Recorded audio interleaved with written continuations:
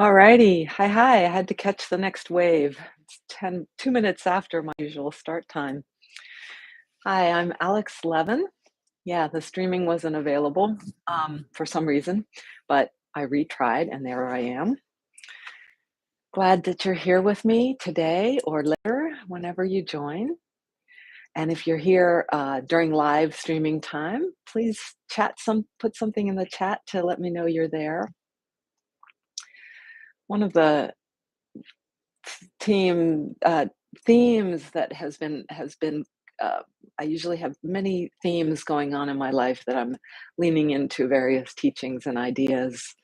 Is that true for you too? One of them is that when we sit to meditate, that we are not alone. Um, the Insight Timer app uses, and maybe some of the other meditation apps are uses this idea sort of as I think it's kind of helps support us in our practice. And so when you go on that app, you can see it tells you how many people. I haven't been on that app for many years, or just yet, but for a while. So I think there's a map that shows you where, by some symbols where people are and how many people are meditating at the same time that you are on the app as well. So another thought that's coming for me for today's practice, which will be a little bit of introduction of my theme or themes, will be a breathing practice today. Again, I've been going to that mini mode of movement often these days. Last week we did 6 directions, a fabulous guideline for moving 6 directions. You can use it in various ways. And the movement and the attention to the body, breath, is not only a portal into that stillness and quiet and presence that we are looking for in meditation, but it's it's part of who is with us. Our body is with us, our breath is with us, and by um, not association, by virtue of what the breath is, it's the shared air that we're breathing with everyone else on the planet, the trees and the animals and microbes as well. I'm thinking also about a little Zen story. I'm going to read you. I read this in the class I taught. It'll be the last class, my meditative movement. I'm taking a break from teaching that this fall to tend to some things that need my attention. My own body, my own house has some stuff going on. And I leave my students, my friends with a pretty heavy duty koan here. And some of you will from the class may join me now here on Sundays. So I invite you, as you hear these words, if you like, what I'll do in the notes later on, I'll post a couple links that are 2 essays, 2 reflections by my teacher who I learned this from, Russell Delman. It's sort of a way of making sense of things in our life that don't make sense, that in many ways feel unfair. I remember Adyashanti when Jackie Schaefer, had the wonderful opportunity to sit and take weeks of retreats with a week at a time with Adyashanti. And one story he shares is that he thinks he was around a third grader and something happened at school, and he comes home and tells his mom. And his mom says, and he says, it's not fair. This happened to them. And he was really upset by it. And she tells him, honey, sometimes life is unfair. And he says he has accepted that. I find that I resist it, that I have this desire for fairness, for justice, for following the rule of order of rule.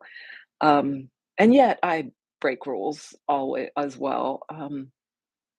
So sort of related, but we do. I think I run into challenges that seem like, why me? Why me?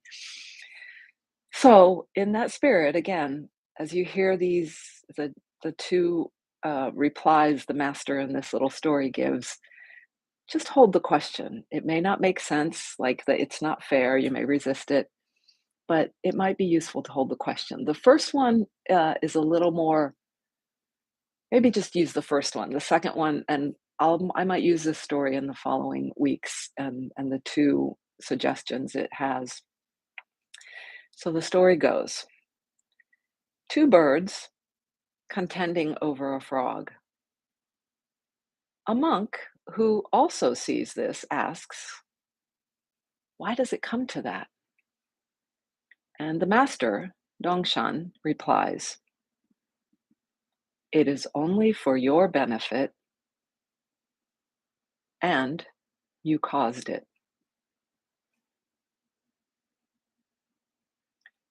Russell likes the version of this story where it's two birds, two crows are fighting over a frog. Is there, couldn't they share the frog? They'd have enough for both. And the injustice, the senselessness of it that the monk sees, it is for your benefit. I have to say, I'm not sure how I see that. Maybe there are possible answers, and that's what the koan is, to chew on things to see how it's true for us. There's not one right answer. There might be many possible answers.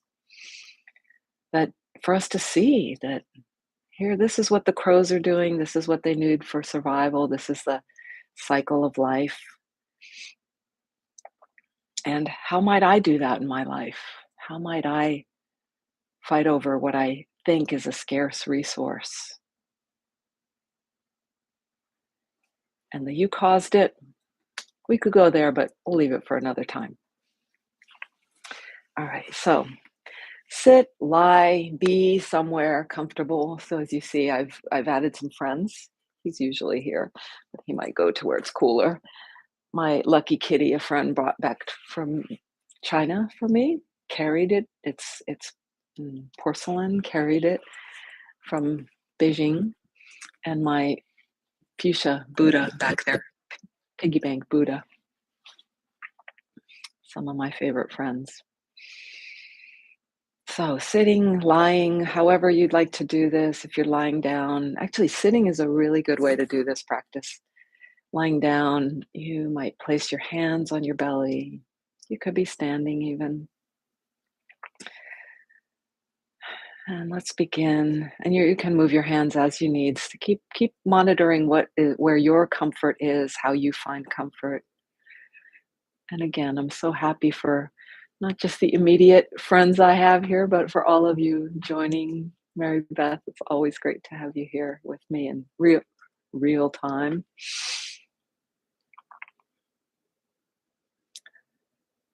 Ground, sound, breath. Locate the ground. How do you know, sense through your body that it's here? The ground is inseparable from gravity. Without this particular pull of gravity,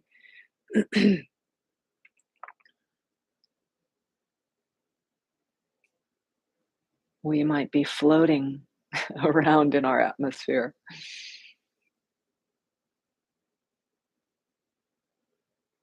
Start coming to rest, to just claim, to know this spot that you're on, and to feel the security here.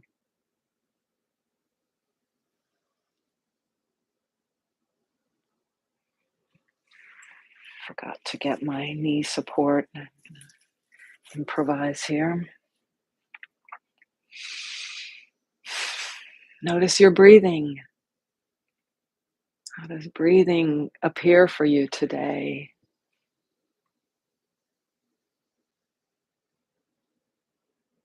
And if you're sitting, you need not be at a perfect, quote unquote, perfect posture. Just more important to feel the breath, relax the belly.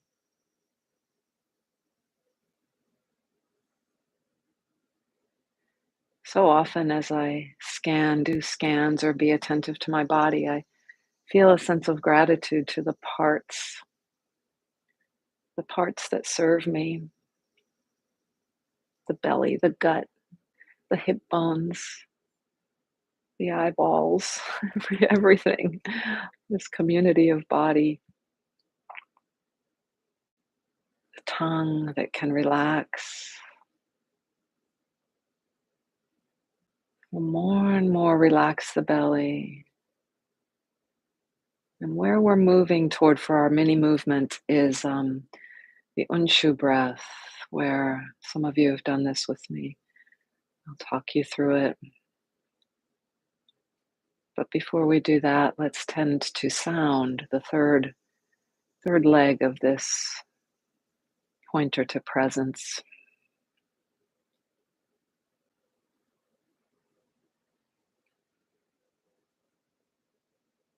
Fan is still the primary sound in this room for me. And beyond that is the hum of cicadas or some similar hum and buzz of the insects outside.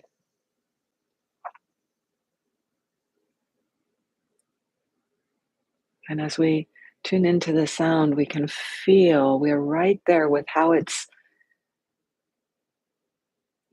and we only sense the moment of it, but it's it it's we know that it's coming or think it's coming from out there and coming in here, and yet those lines are blurred of the in out there in here as the little bones and architecture of our ear along with the nervous system detects the sound. If the sound happened without our ear, would there be sound? Variation of the tree in the forest, falling in the forest.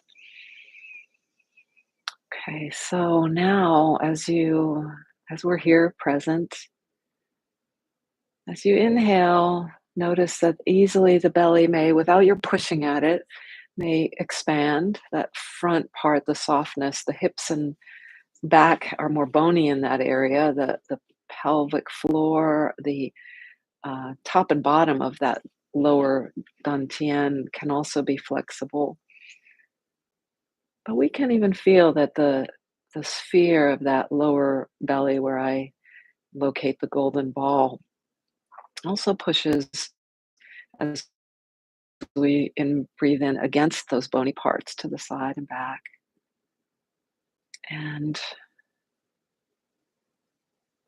as you exhale, the invitation here is to let the belly stay soft and let the belly stay more inflated rather than deflating inward.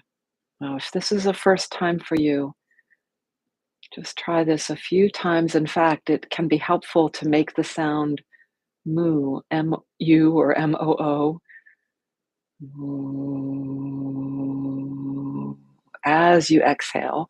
And that may naturally, something in the mechanisms of our structures, and the domino effect helps to keep that inflation on the exhale. Inflation. You can keep your hand or hands, you can bring them again to the belly. And and let's take a pause from that and just relax. Stop trying. You might have found the effort in the concentrating muscles of the forehead, in the shoulders. You can see how that little bit of movement, that little bit of new kind of challenge, how you what you enlisted to what you brought to it.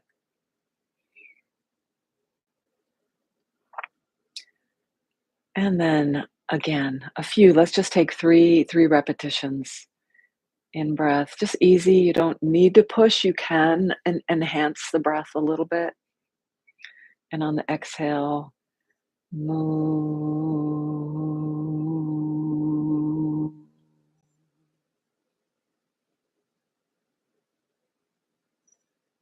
Moo.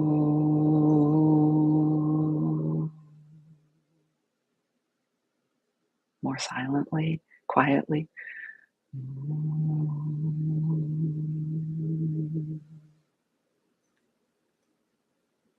And then as you rest here, post these two sets of Onshu practice.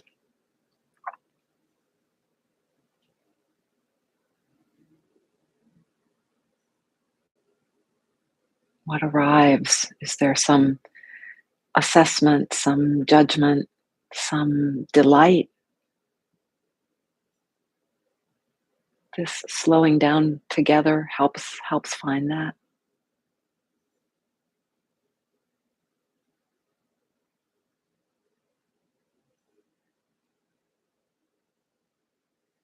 Perhaps, and I mentioned this last week, I think relating, maybe it was in class, not here. I think it's attributed to Einstein to have said something like,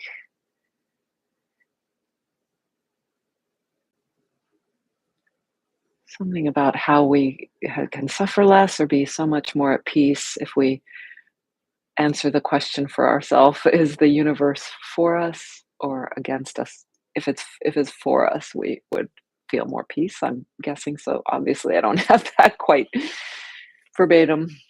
Don't even know if the attribution is correct. For us or against us? With us?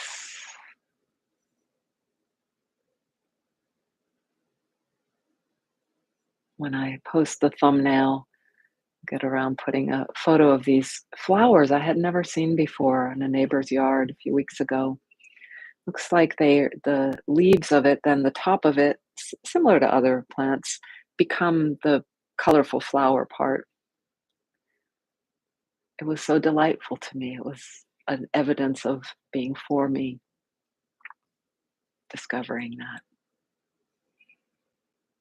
And a little tougher when the things rise up that feel like they're against us, some challenge, some obstacle, something in the personality of one of our family members or pets or friends. It's like, what is that about?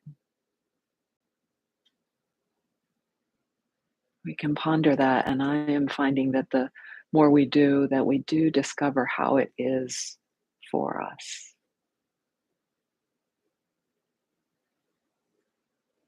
And so let's segue right into, I'm going to gently scooch back to be on my cushion. Perhaps you're set right where you are. And we'll have roughly 7 or 8 minutes of silence, stillness.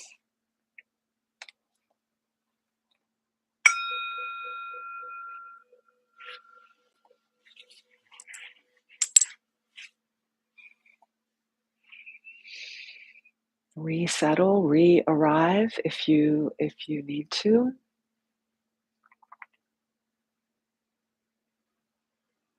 You might already be where you need to be.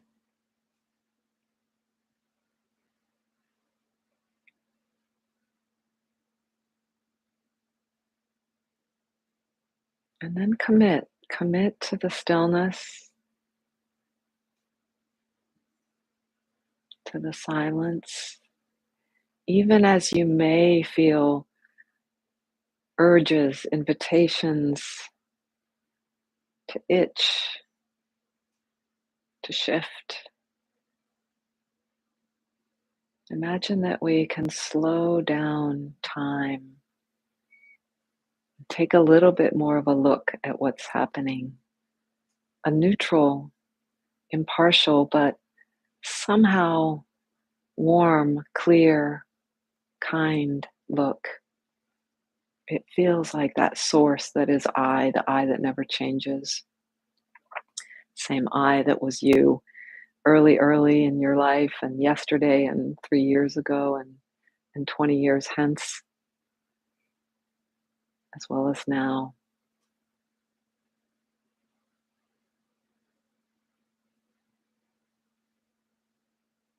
Somehow it is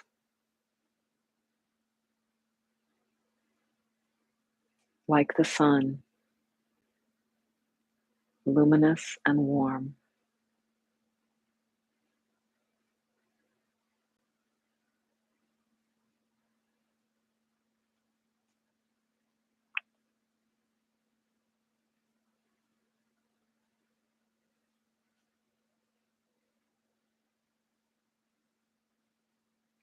And somehow the presence of mind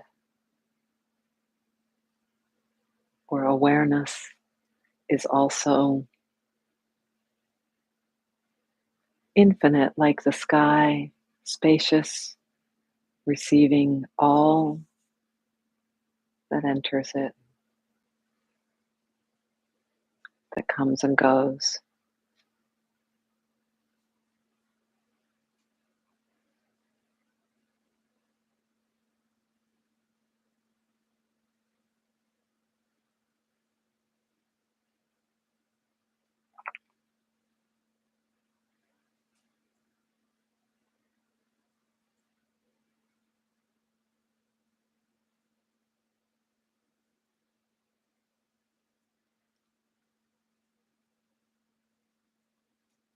If you find yourself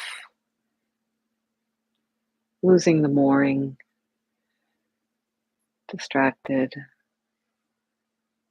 if you've traveled somewhere far away in your mind, or even just a little ways, and as you come back, however you greet yourself as you come back,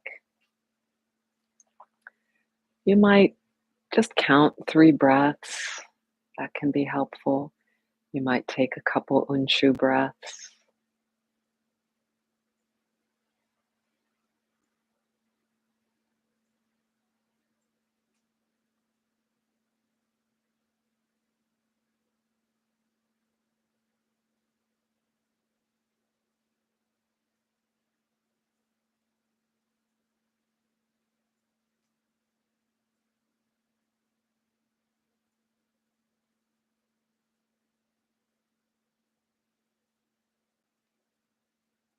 You might delightfully be finding moments of ease and spaciousness.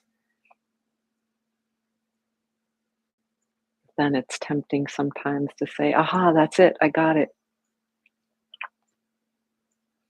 And that's the moment we lose it, usually. And maybe not.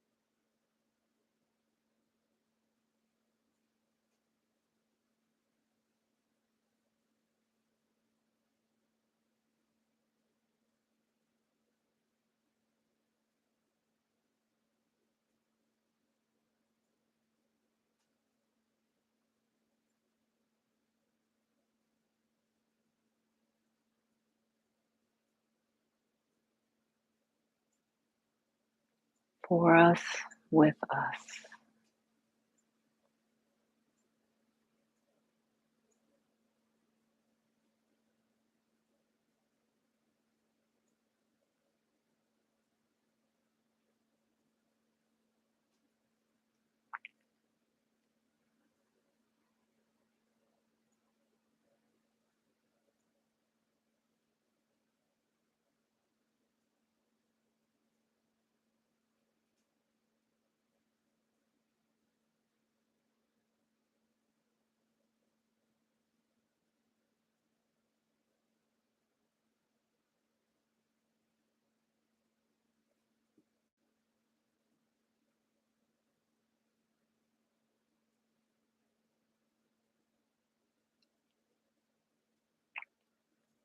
About 3 more breaths.